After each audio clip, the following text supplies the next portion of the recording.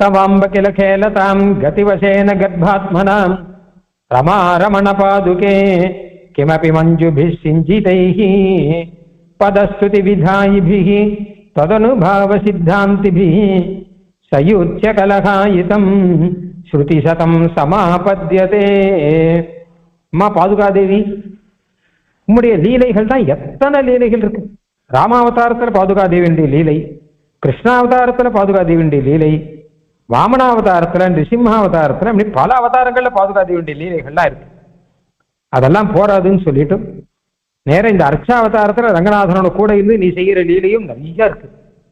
அதுல ஒரு லீலை போல இருக்கு. பாதுகா சாஸ்திரம் நீ பண்ணி வைக்கிறாய் அப்படிங்கிறது இது ஒரு லீலை. ரமா ரமண பாதுகே கிமபி மஞ்சுபி சிஞ்சிதைஹி, இந்த லீலை ரொம்ப நல்லா இருக்கே. உம்முடைய மதுரமான நாதம் கேட்கும்படி இருக்கே. முன்னாடினா அப்படி இல்லை, ஏதோ சஞ்சாரம் பண்ணார் அப்படின்னு தானே வரும்.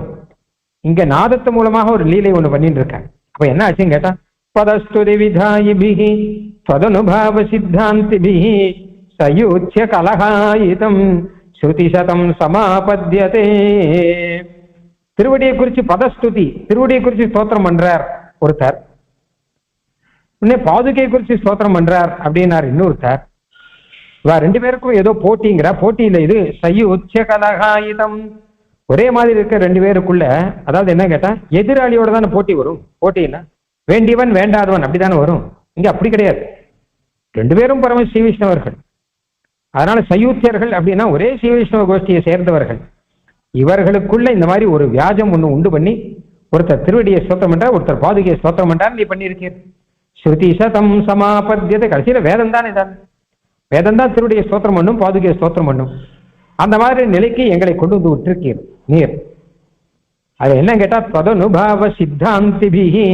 அதுல பாதுகாதேவிக்கு என்ன என்னமா, அந்த திருவடியை ஸ்தோத்திரம் பண்றார் இருக்கு. திருவடி ஸ்தோத்திரம்ங்கிறது இருக்கட்டும், பாதுகா ஸ்தோத்திரம் என்பது சித்தாந்தம். அதுதான் திருவடியை காட்டிலும் பாதுகை வசத்தின்னு ஸ்ரீமத் ராமாயணத்தில் நிரூபணம் பண்ணார்.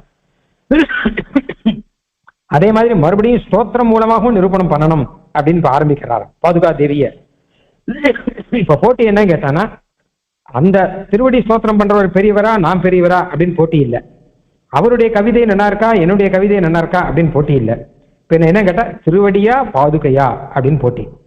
அதுல என்ன ஆனாலும் பாதுகை தான் ஜெயிக்க போறார். ஏன்னா அது ராமாயண சித்தாந்தம், அது பரத சித்தாந்தம். ததனுபாவ சித்தாந்திபிஹி, உன்னை அனுபவிச்சவா எல்லாருக்கும் அதுதான் சித்தாந்தம். பாதுகாவுடைய பிரபாவத்தை தெரிஞ்சவாளை கேளுங்கோ. அப்ப பாதுகா பிரபாவத்துக்கு சமம் திருவடி பிரபாவம் ஆகவே ஆகாது என்பதாக சொல்லுவார்கள். இது பரத சமய சித்தாங்கிற 100 இடத்துல சுவாமி தேசிகன் நான் பரத சித்தாந்தத்தை சேர்ந்தவன் அப்படிங்கிற.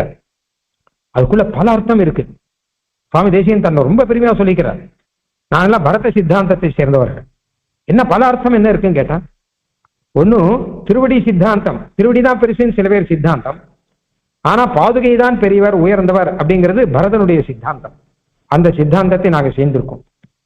அது மட்டும் இல்லாமல் இன்னும் பல அர்த்தம் உண்டு. பரதாழ்வான் நேர போய் சித்திரக்கூடத்துல பெருமாள் கிட்ட சரணாகதியே பண்றார். அதுதான் பரத சமய சித்தாந்தம். ஏன்னா ஆனானப்பட்ட பரதனே சரணாகதி பண்ணார் அப்படிங்கிற போது அது பரத சித்தாந்தம் அப்படின்னாரு.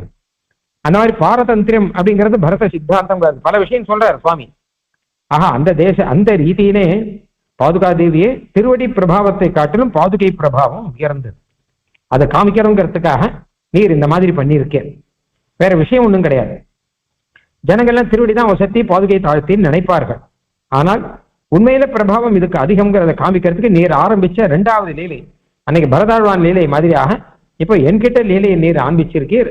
பதஸ்துதி விதாயிபிஹி ததனுபாவ சித்தாந்திபிஹி சயுச்ய கலகாயிதம் ஸ்ருதி சதம் சமாபத்யதே.